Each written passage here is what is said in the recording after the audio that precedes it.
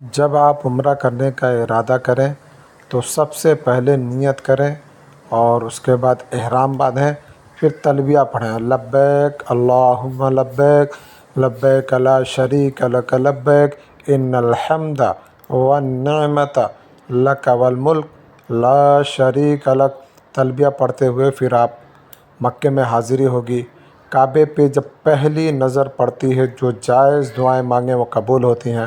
آپ کعبے کو جب دیکھیں تو جو آپ کی خواہش ہے، جو دل میں تمنا ہے، اس کے حساب سے آپ رب سے رو رو کر دعا کریں، کیونکہ وہ قبولیت کا وقت ہوتا ہے اور اللہ دعاؤں کو قبول فرماتے ہیں۔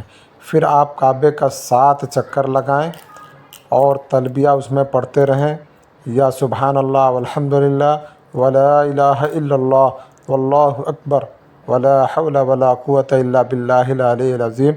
پھر جب حجر اسود کے پاس پہنچیں آپ ایک چکر لگا کے، تو دونوں ہاتھ حجر اسود کی طرف کر کے پھر اس کو چوم لیں، اس وجہ سے تاکہ حجر اسود آپ کے سارے گناہوں کو چوس لے، وہ جنتی پتھر ہے۔